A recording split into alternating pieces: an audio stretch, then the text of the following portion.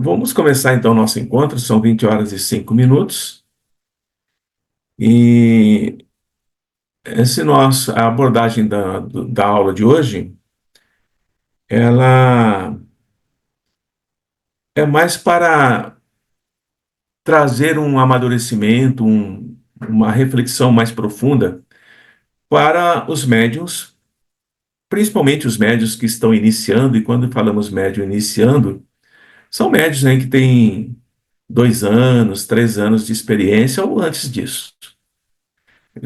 Há muita confusão na mente dos médiuns. E se nós tivéssemos tido essas aulas lá atrás, Lilian, Soninha, Célia, pessoal aí da antiga, não teriam passado por muito sofrimento como passaram e conseguem ainda carregar algumas dificuldades, que é muito difícil de se liberar das mesmas. Então, a abordagem será nesse sentido, para permitir questionamentos, reflexões, posicionamentos diante dessa tarefa que todos nós carregamos, que é sermos aqueles que trabalham com a espiritualidade de uma forma ou de outra, e a da necessidade de nós estarmos sempre estudando, estarmos sempre cuidando dos nossos pensamentos e das nossas escolhas. Essa é a abordagem que eu vou fazer, tá bem? Alguém gostaria de fazer a nossa prece de abertura do nosso trabalho? Bem simplesinha, não precisam se preocupar. O Adilson libera o share para mim ali. Então, aqui nós temos a nossa casa conhecida, né, que todos nós já frequentamos e amamos. E essa casa, ela tem crescido vertiginosamente nas necessidades de socorrer aqueles que estão doentes do corpo e da alma. E a Seara tem uma característica que foi sendo moldada ao longo dos últimos anos, de acolher a todos, sem questionar qual credo que professam, qual a doutrina que aceitam, e aquilo que os perturba é o que mais nos faz tomarmos certos cuidados quando lidamos com a espiritualidade. Então, o nosso tema de hoje é pensamentos e círculos vibratórios. Tem essa imagem desse senhor aí, né? E logo ao lado tem assim, ó, tudo que a nossa mente plasma, constrói no fluido cósmico sob o controle da nossa vontade. Então, a nossa vontade, a nossa mente, plasmando com o pensamento, vai construir, através do fluido cósmico, aquilo que realmente nós elaboramos. A minha pergunta é: o que será que esse irmão constrói com a sua mente, com a sua vontade, para chegar nesse ponto em que ele se encontra? Extremamente oculto, somente um olhar extremamente perdido e as mãos em súplica diante daquilo que ele está vendo. Que mente está construindo a isso que ele está vivenciando? Mas vamos lá. É importante nós entendermos que nós que estamos nesse planeta Terra, nós permanecemos nos círculos vibratórios da crosta terrestre. Nós estamos o tempo todo envolvidos por isso. E nós estamos mergulhados nessas densas faixas, e sabemos que são densas porque os amigos nos falam frequentemente sobre isso, a dificuldade que eles têm de permanecer nas faixas onde nós habitamos. Mas essas faixas densas são de desespero que nós mesmos liberamos e mantemos. Então, a sustentação dessas faixas é fruto de nossos pensamentos e de mantê-la dessa forma em que nós nos desesperamos muitas vezes. Qual é a grande questão, meus amigos? A mente. Nós vamos falar muito sobre a mente no ano que vem. Nós vamos falar muito sobre o pensamento. Nós vamos falar muito sobre a influência mental. Tudo que nós mais desejamos, nós vamos vitalizar, nós vamos dar energia para aquilo. E essa vida que vai sendo criada, fortalecida por aquilo que nós ambicionamos, ela é construída com as nossas ações.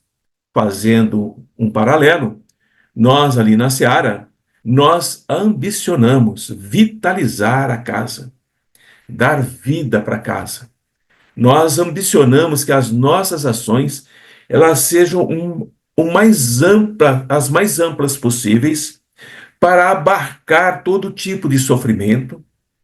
E o nosso desejo de que acalentamos é de servirmos de suportes para que essas pessoas que ali nos procuram nos seus antros de desespero possam alcançar a elevação espiritual. É o que nós desejamos. A nossa mente plasma isso. E a seara cresce a olhos vistos na espiritualidade. Plasmada, sustentada pelos nossos desejos, pelas nossas ações, diuturnamente. Então, os desejos que nós, trabalhadores, acalentamos, servem de suporte para a seara espírita e para a nossa elevação espiritual. Mas não podemos esquecer do outro lado da moeda.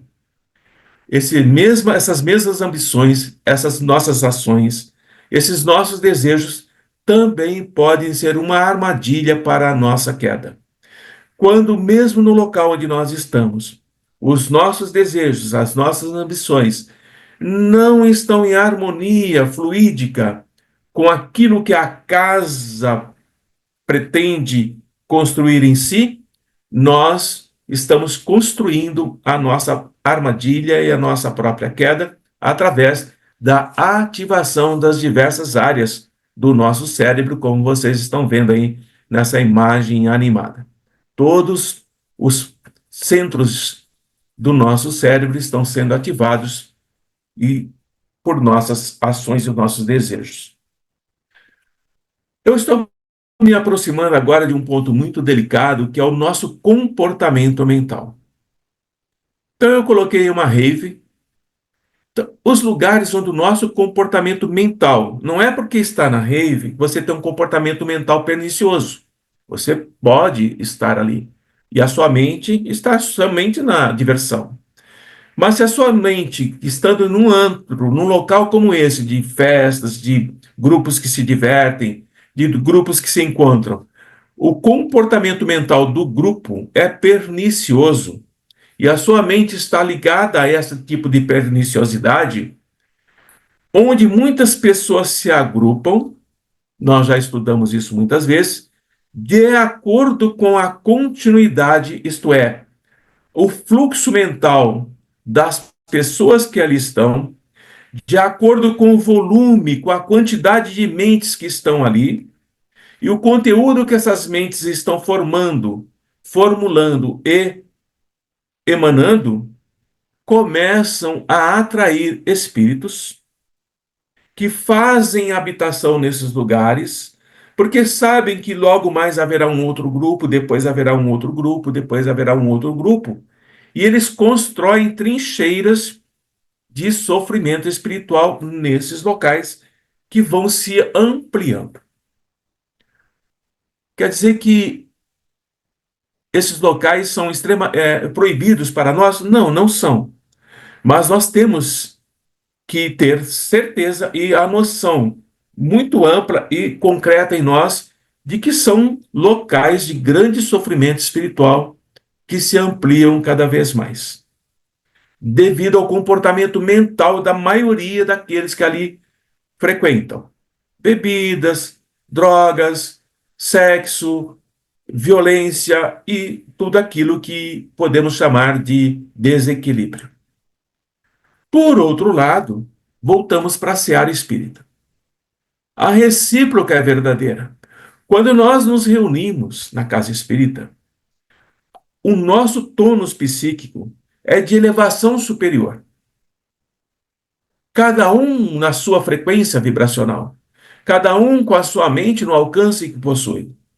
Mas todos unidos vão abrindo vias de comunicação, caminhos de comunicação com as esferas elevadas, não somente da casa, mas além da casa, onde essas construções de paz vão se estabelecendo.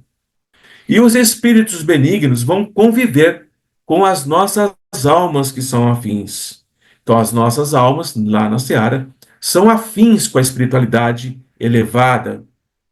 E essa afinidade permite que outros amigos continuem sendo atraídos, imantados pelo tônus psíquico dos trabalhadores que se harmonizam com o propósito da casa. Temos, por um lado, aquilo que eu mostrei antes, os locais de grande desequilíbrio, e temos os locais de grande equilíbrio, como é a casa que nós frequentamos e trabalhamos a favor dela. Consequentemente, o intercâmbio vibratório é que vai nos trazer a resposta da vida. Não conforme a embalagem exterior, conforme eu me mostro, mas de acordo com o conteúdo que eu carrego. Com isso, eu estou dizendo que pode ir lá na rave ter alguém com uma embalagem exterior de muita alegria, de muita felicidade, mas interiormente está totalmente deprimido, angustiado, assolado por dores acerbas. Isso também pode acontecer com o trabalhador que está na casa. Ele está ali concentrado, procurando manter-se em equilíbrio com a espiritualidade, mas por dentro ele está muito ferido. Consequência disso é que o intercâmbio vibratório vai responder de acordo com o conteúdo daquele que ali está, e não por aquilo que ele expressa exteriormente. Porque sempre haverá essa questão da lei de harmonia de sintonias. Aquilo que é expressado exteriormente, não estando de acordo com aquilo que é vibrado interiormente, não haverá um equilíbrio em harmonia universal. Haverá apenas a continuidade do processo de desequilíbrio. Com isso, eu estou dizendo que tudo o que nós pedimos e as respostas que vêm para nós, principalmente quando nós estamos dormindo, estarão de acordo com o conteúdo do pedido e não de acordo com aquilo que eu expresso, com a embalagem exterior. Estou chegando na parte mediúnica. Então, os padrões mentais nos levam a pensar assim. Nós acreditamos, estou falando nós mesmos, que somente grupos viciados, que estão sob dependência de espíritos cruéis, que cometeram erros morais profundos, estão sujeitos à atuação de espíritos malévolos. Mas não é assim. Tem aqui um espírito canino querendo sair. Um momentinho, que eu vou abrir a porta para ele aqui. Quis entrar, agora quis sair.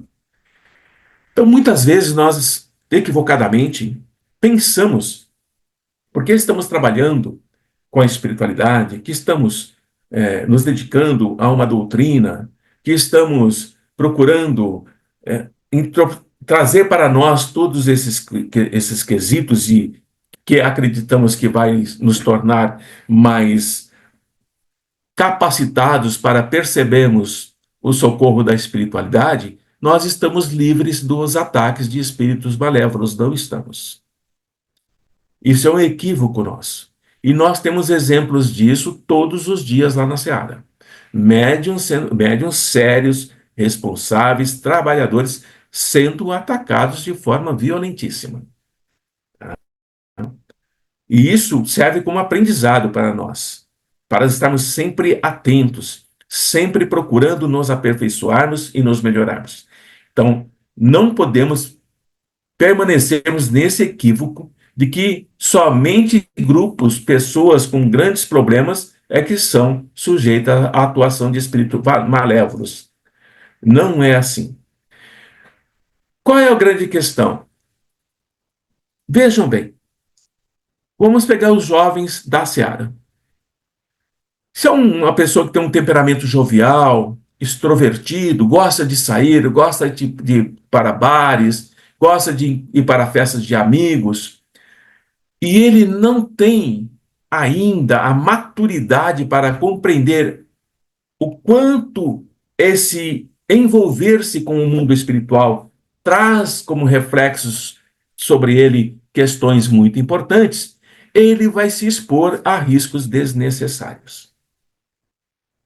Ele entra, às vezes, em algumas situações que aparentemente nada tem de condenável, mas o campo energético daquele local, daquele encontro, expõe esse médium ainda imaturo a riscos desnecessários.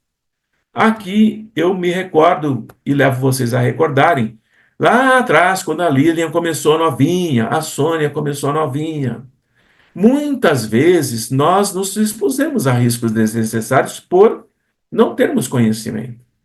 Mas nós tínhamos, sim, desde aquele momento ou antes disso, um amparo, uma proteção que veio nos trazendo lentamente para o ponto onde nós nos encontramos hoje. Mas isso não é apenas fruto da atuação dos espíritos. É o amadurecimento daquele médium jovem imaturo, recém-iniciante, ao longo do tempo.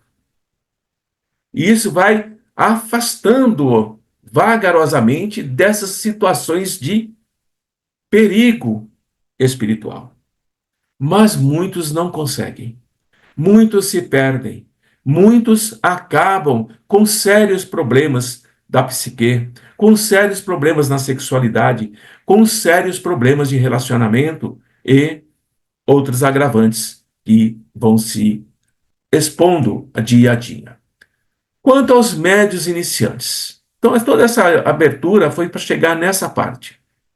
Quando o médium está na fase de educação e ele não tem conhecimento técnico da faculdade dele, eles são instrumentos de espíritos esclarecidos. São, porque senão eles não aprendem. Mas também eles são portadores de perturbações. E as perturbações é mais fácil para esses médios entrarem em sintonia mental do que com um amigo espiritual. O que eu quero dizer com médios iniciantes? Médios iniciantes não é porque ele tem 20 anos de casa que ele é um médium experiente. Ele pode ser um médium iniciante mesmo após muitos anos de casa. Não estudou, não teve aulas, não houve um processo de crescimento. Ele continua um médium iniciante, sempre naquele mesmo campo de atendimento, onde ele é facilmente sintonizado por mentes portadoras de perturbação. Quando isso acontece com médios que já estão há muito tempo nas casas espíritas, é de grande preocupação, porque ele poderá desencarnar perturbado. Mas quando acontece com o médium que está iniciando, vamos pegar aqui Ana Laís, Suzana, quem mais que está chegando ali para nós? Regina, não há problema algum essa sintonia mental com essas mentes perturbadas, porque ele precisa também aprender a discernir, a diferenciar as entidades esclarecidas daquelas que são perturbadas. O que é que facilita esse amadurecimento do médium? O que estamos fazendo agora? Estamos trazendo conteúdo, estamos trazendo instruções, estamos abrindo a mente desses médios para que eles mesmos possam aprender a diferenciar e confiar naquilo que sente e não se assustar, não ter medo, não se acreditar um médium fraco, um médium inexperiente no sentido de que é muito vulnerável ou que os espíritos vão controlá-lo. Não, faz parte do processo de aprendizado. Nesse campo, avançando um pouco mais, temos os padrões mentais. Aí, olha, 3 padrões mentais aí para vocês verem. A coroinha de santo continua lá na cabecinha, viu? Ó, tá bem? Então, no período inicial de educação mediúnica, sempre vai acontecer ações tormentosas. O médium vai se sentir atormentado, ele vai se sentir desconfortável, ele vai se sentir inseguro, ele vai se sentir abandonado pelo amigo espiritual, ele vai se sentir o menor de todos os médiums. Ele sempre vai passar por isso. Por quê? Geralmente, o médium ostensivo, isso é o Dr. Bezerra que fala, não sou eu que estou escrevendo aqui, tá? Geralmente é um espírito endividado, com compromissos a resgatar. Por isso que a mediunidade dele, à medida que ele estuda, que ele vai crescendo, que ele vai amadurecendo, que ele vai ficando forte, que ele vai ficando seguro, a mediunidade dele tende a resgatar esses compromissos do passado, socorrendo tanto encarnados quanto desencarnados. Para isso, a jornada é longa, o caminho é espinhento, o caminho é cheio de pedras, porque as ligações do passado são aquelas raízes que vão facilitar o acoplamento das mentes perniciosas dos espíritos, que vão tentar impedir o médio do trabalho de autoburilamento. Eu tenho repetido, e não é por acaso, a partir de umas 4 semanas, tenho dito assim para todos nós, para todos vocês e para mim. Nós ainda temos raízes profundas no nosso passado. E são essas raízes que nós estamos arrancando, não estamos cortando. Mas ainda temos muitas raízes, tiramos muitas, tiramos, mas as mais difíceis ainda estão lá. E elas precisarão, mais cedo ou mais tarde, ser manipuladas, arrancadas e trabalhadas.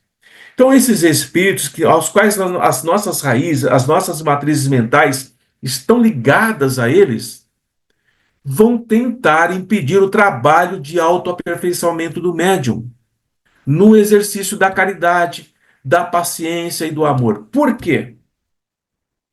Porque modifica a raiz. No lugar daquela raiz que o liga no ódio, na vingança, no desforço, o médium começa a construir outras raízes, emanar outras raízes, raiz de caridade, raiz de paciência, raiz de amor, que vão absorver energias diferenciadas daquelas de antão, do passado muito distante. Então, as ligações do passado vão se manifestar muito fortemente nos médios iniciantes, em termos de sensações, em termos de percepções. E elas se mostrarão muito dolorosas nos médios já maduros, nos médios já capazes de avançar em campos de energia extremamente densos. Elas se manifestam mais dolorosas, mais ferinas, mais causticantes, mais cortantes. Mas são as raízes que esse médium já é capaz de suportar. Bem? Então, os pensamentos e os círculos vibratórios estão muito ligados. Porque o pensamento do médium iniciante é um pensamento tíbio, é um pensamento fraco. O médium como Lilian, como Sônia, é um pensamento forte, é um pensamento que já tem seus alicerces estruturados, as suas barreiras já estão muito bem estruturadas, o seu perispírito já está bem construído. Por isso, a diferença entre um e outro. Tá? Então, os vínculos que lá se referem, qual médium está se sentindo assim hoje?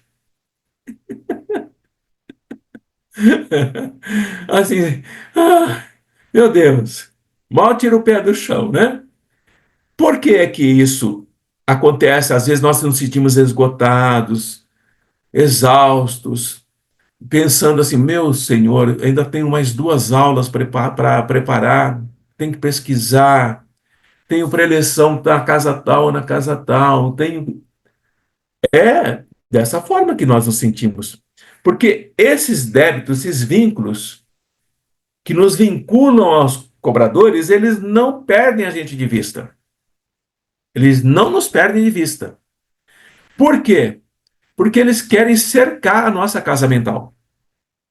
E quando eles cercam a casa mental, nós temos dificuldades enormes para elaborar conteúdos elevados. Precisa um esforço muito grande, isso desgasta bastante. Mas faz parte do processo de aprendizado. Os amigos espirituais permitem esse cerco, mesmo que momentâneo, sobre o nosso pensamento, a nossa casa mental, para que nós possamos aprender a percebê-la, trabalhar para eliminá-la e continuarmos com esse aprendizado, com esse amadurecimento que esse cerco nos fez ter e alcançar.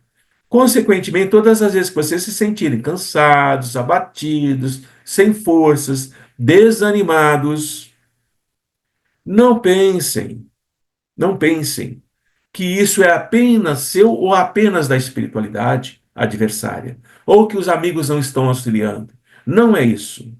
É necessário que se faça um trabalho em grupo. O encarnado se dispõe a se modificar, mesmo se arrastando, ele vai sentar, ele vai estudar, ele vai se colocar em disposição para os amigos espirituais, ele vai aprender a se libertar desse cerco mental e ele vai sentir, sim, que a espiritualidade sempre esteve ali com ele.